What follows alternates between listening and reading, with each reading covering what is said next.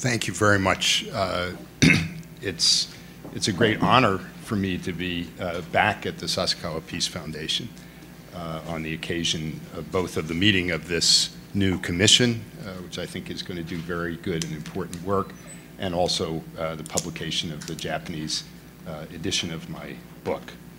I want to say that I'm extremely grateful to Sasakawa for their support of this project, and in particular, I'd like to thank Executive Director Chano, Ms. Murata of Sasakawa for their support and encouragement, without which this would not have happened. Professor Sahashi, in particular, for his invaluable assistance in lining up this very able team of translators and for his role in assisting in coordinating the translation. Mr. Ishihara, Mr. Gata, Dr. Koga, and Professor Yamaguchi, all of them, I'm extremely grateful to you for your work. As I've told them, I'm a little embarrassed at the thought that anyone should have to have spent so much time reading what I've written, but I'm grateful for you for your willingness to do it. Even as I was writing this book, I hoped that I might be able to reach a Japanese audience, and I'm extremely grateful, again, to all of those who've made this possible. My book was first published, as has been mentioned, in the summer of 2011. I was here at Sasakawa last in the spring of 2012, and a great deal has happened since then. And in my remarks this afternoon, what I'd like to do is to offer some thoughts, or really to ask some questions about recent developments with a particular focus on Chinese behavior. Now, in the book, I argue that since the end of the Cold War, China has been pursuing a more or less stable grand strategy, and that strategy is consistent with and indeed derived from Deng Xiaoping's famous 1991 24-character strategy, in which he said, among other things, that China should hide its capabilities and bide its time. And I suggested that Chinese strategy could be summed up in three axioms. First, China should avoid confrontation, especially with the United States, but also with other major powers. Second, that it should build up all the elements of its so-called comprehensive national power, starting with economic capabilities, but also financial, military, diplomatic.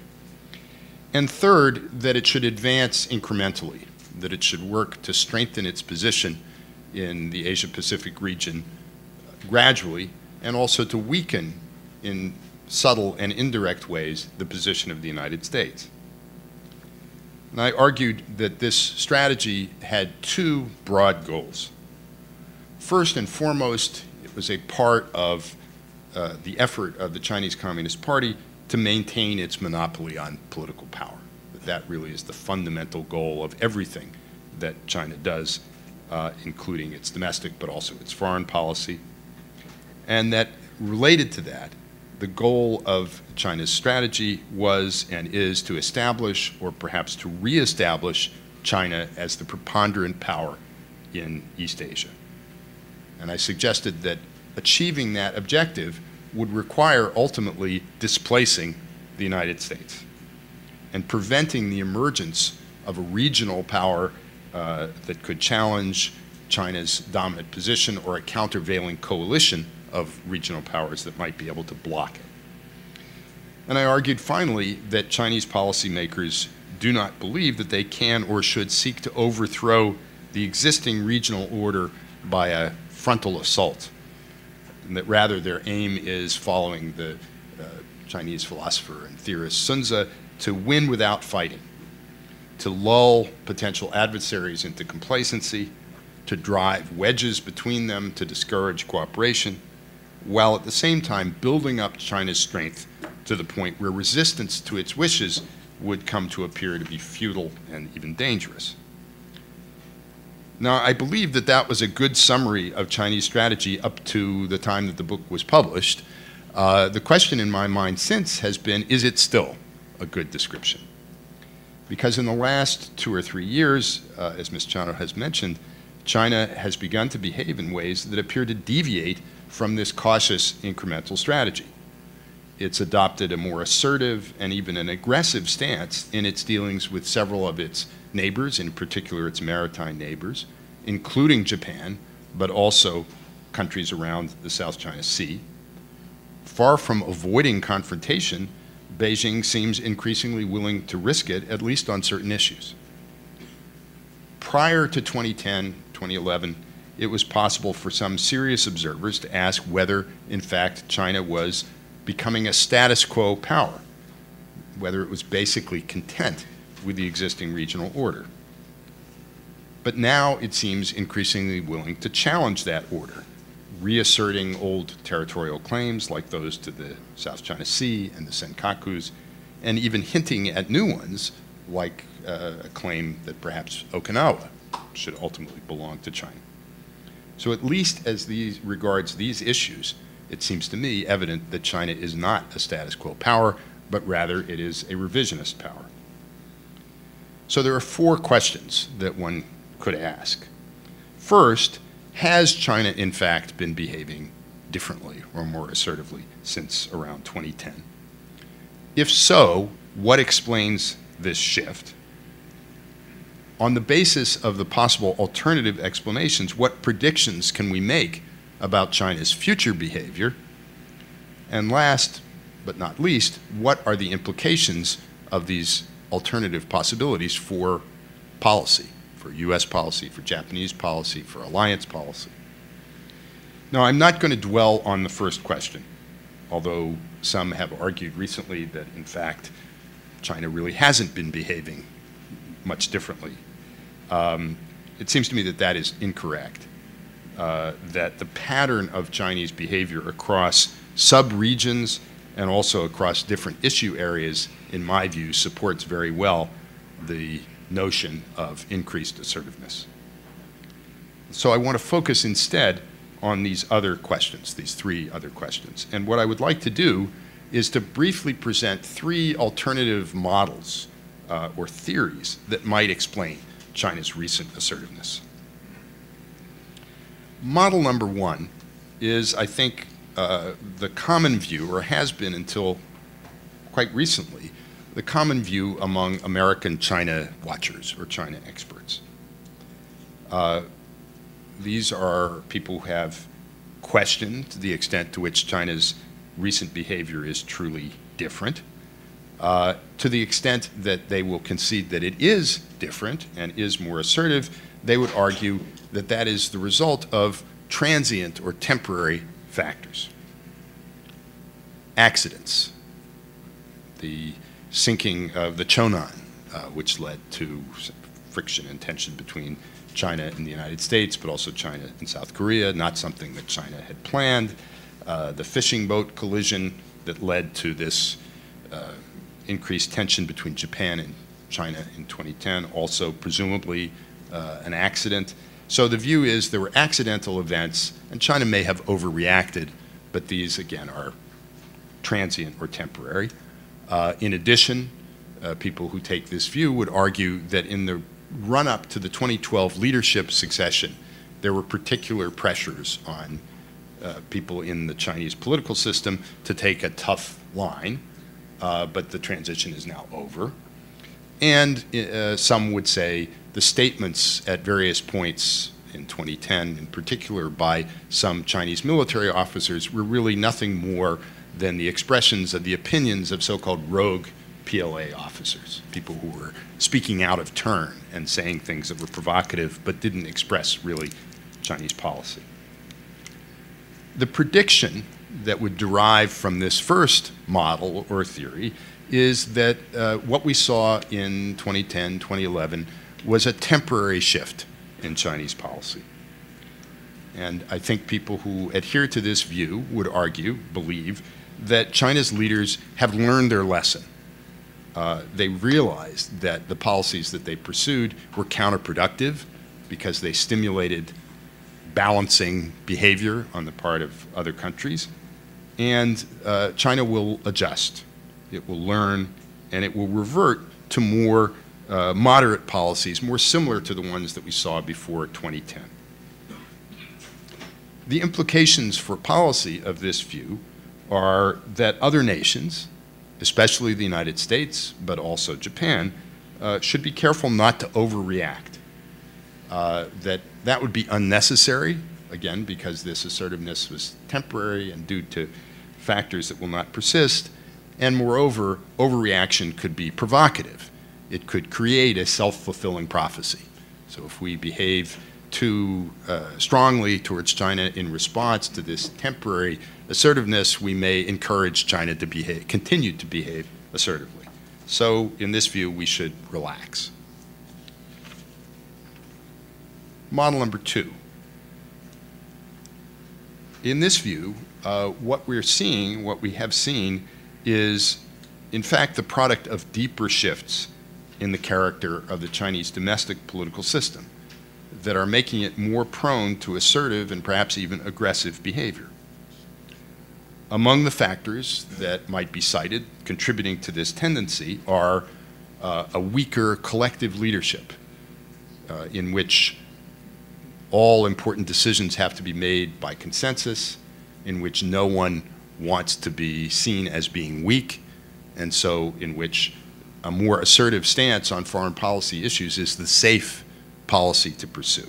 So it wasn't just the 2012 leadership transition, it was a long-term trend towards weak collective leadership that is responsible for what we've been seeing in this view. A second factor, leadership concern that may be increasing over internal unrest in China. And as a consequence, a tendency on the part of the leadership to use nationalism, populism, militarism to mobilize popular support and to deflect popular frustrations outwards against perceived enemies of China. Another factor that might contribute to this long-term shift is the increasing openness of the Chinese decision-making process. Of course, it's not democratic, but it is more open than it has been in the past, and there is an increasing role for a variety of different groups, some of which may see their interests as being served by more aggressive policies. So the maritime and fishery ministries, for example, may feel that their importance is enhanced by tension in the South China Sea. The PLA, or in particular the PLA Navy, may have a similar interest. Perhaps the manufacturer of major weapon systems believe that they would benefit, and arguably they are more able now to express their wishes and to exert an influence over policy making in the Chinese system as it is currently constituted.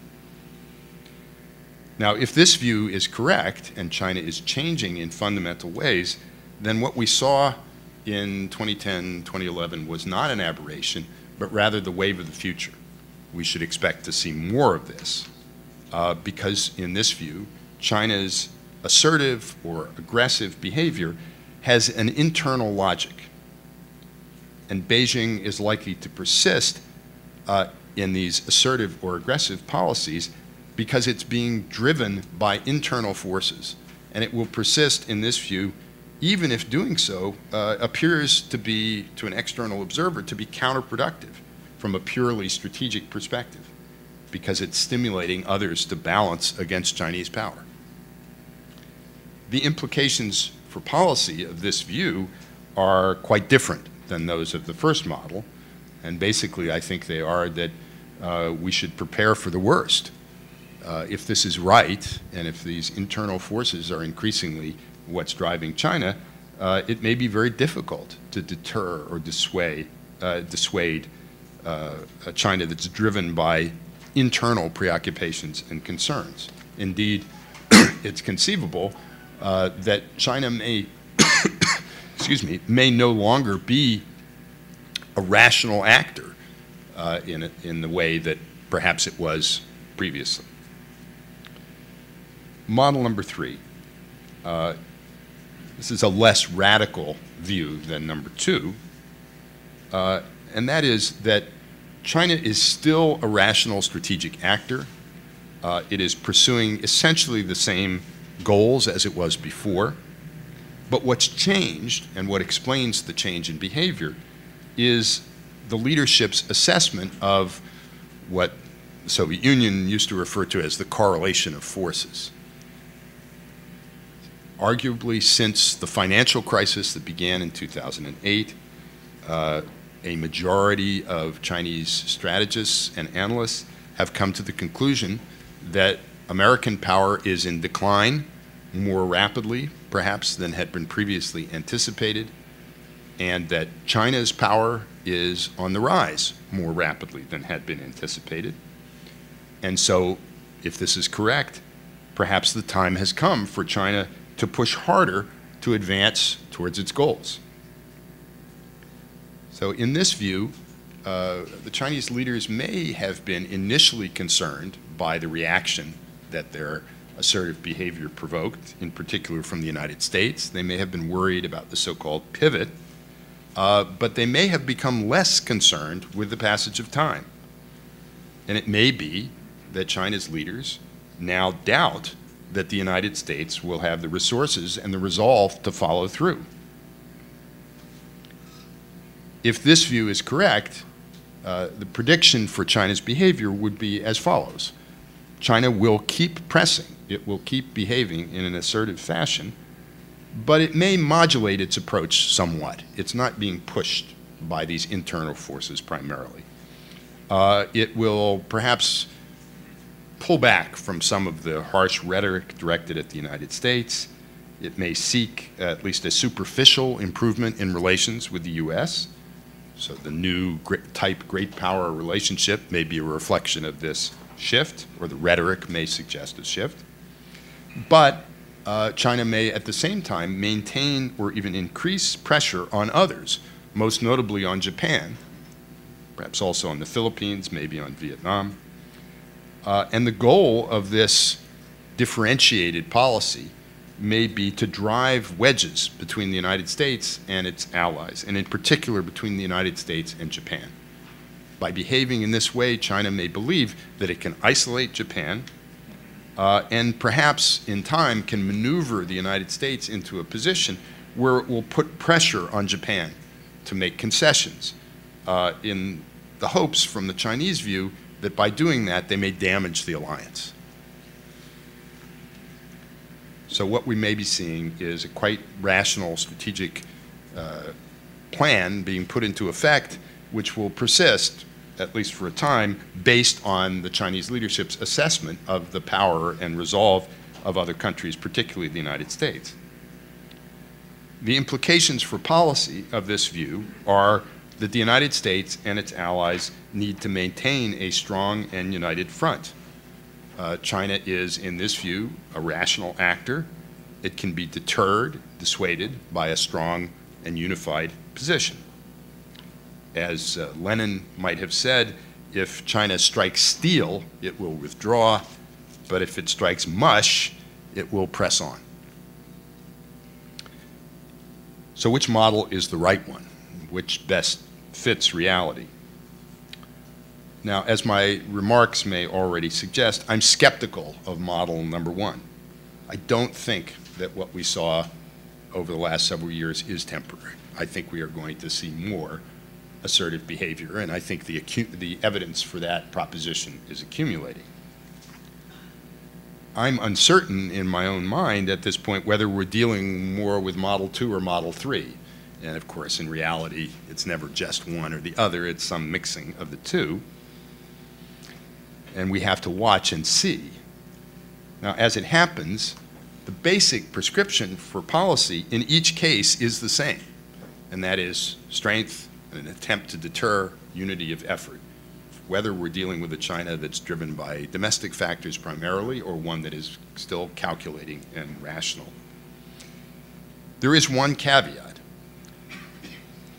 If we are, in fact, dealing with a China that is driven, at least in part, by internal forces, it is possible that we could make things worse. Overreaction could be counterproductive. We don't want to do things that fuel hostility unnecessarily, that play into the hands of the worst elements in the Chinese system. So we need to be strong, but also to avoid provocation, to continue to engage, to seek the peaceful resolution of outstanding differences, even if the prospects don't appear very promising right now.